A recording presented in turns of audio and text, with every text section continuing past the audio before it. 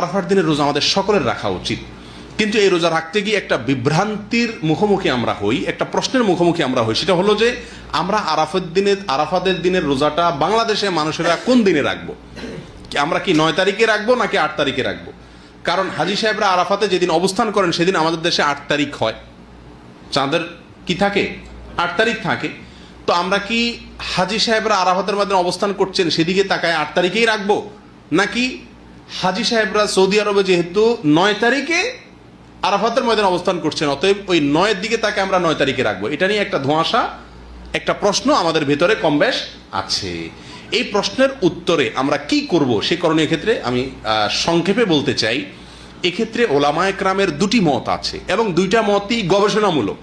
এর কোনোটাই কোনো হাদিস থেকে স্পষ্টভাবে সমর্থিত না, বরং উভয় মতই যার যার বুঝ এবং গবেষণা লব্ধ।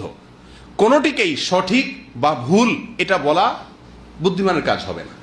অনেক ওলামায়ে কেরাম বলেন আমরা হাজী সাহেবরা আরাফাতের ময়দানে যেদিন অবস্থান করবেন পৃথিবীর সকল প্রান্ত থেকেই আমরা হাজী সাহেবদের ওই অবস্থানের আরাফাতের অবস্থানের দিনেই কি রাখবো? রোজা রাখবো। এটাই হলো আরাফাত দিনের রোজা। যদি সেদিন কোনো দেশে ঈদ না হয় তাহলে আমরা রাখবো, সেটা আমার দেশে 8 তারিখ হোক 7 তারিখ হোক দেখার দরকার নেই। এটা হলো অনেক ওলামায়ে কেরামের মত। অনেক ওলামায়ে কেরাম বলেন না, আমরা 9 তারিখে রোজা রাখবো আমাদের দেশে, সেটা হাজী সাহেবদের আরাফাতে অবস্থানের পরের দিন হয়, অর্থাৎ এদেশে সৌদি আরবে ঈদের দিন হয়, ওই দিন আমাদের দেশে 9 তারিখ, আমরা 9 তারিখে রাখবো। কেন? কারণ নবী করিম সাল্লাল্লাহু আলাইহি ওয়াসাল্লাম যে আরাফাতের দিনে রোজা রাখতে বলেছেন, আসলে 9 তারিখকে, জিলহজের 9 তারিখকে আরাফাতের দিন বলা হয়। এখানে তারিখটা হলো উদ্দেশ্য, আরাফাতের দিন এটা হলো শুধুমাত্র নাম। জিলহজের 10 তারিখে ইয়মুন নাহর বলা হয়, জিলহজের 9 তারিখে ইয়মে আরাফা বলা হয়, জিলহজের 8 তারিখে ইয়মুত তারবিয়া বলে। এগুলো হলো এই দিনগুলোর এক একটা নাম। যেহেতু নবী সাল্লাল্লাহু আলাইহি ওয়াসাল্লাম আরাফার দিন রোজা রাখতে বলছেন, অতএব 9 তারিখে রাখবেন, এরকম একটা মত ওলামায়ে কেরাম বলেন। এখন আমরা কোন দিকে যাব? 8 তারিখে রাখবো নাকি 9 তারিখে রাখবো? আমি বলি, যেহেতু কোনো মতের পক্ষেই সুস্পষ্ট কোনো হাদিস নাই, অতএব আমাদের জন্য সবচেয়ে যুক্তিসঙ্গত হলো দোনো দিন রাখা, 8 তারিখে এবং 9 তারিখে রাখা। কারণ জিলহজের 1 থেকে 9 তারিখ পর্যন্ত এর প্রত্যেকটা দিনই আমাদের কম বেশ রোজা রাখার চেষ্টা করা উচিত।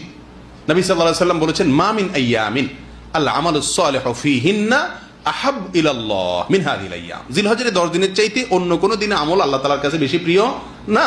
এইজন্য ওলামায়ে কেরাম বলেন যে এই 10 দিনের প্রথম দিনগুলো, ঈদের দিন বাদে প্রথম দিনগুলো প্রত্যেকটা দিনই কি রাখা উচিত? নফল রোজা রাখা উচিত। তবে বিশেষভাবে হাদিসে নির্দেশ হলো কিসে? আরাফাতের দিন রাখার জন্য। অতএব আমরা যদি 8-9, আমাদের দেশের লোকেরা 8-9 উভয় দিন আমরা রোজা রাখি জিলহজের, তাহলে সেক্ষেত্রে সন্দেহাতীতভাবে আরাফাতের দিনের রোজা রাখা আমার হয়ে যাবে।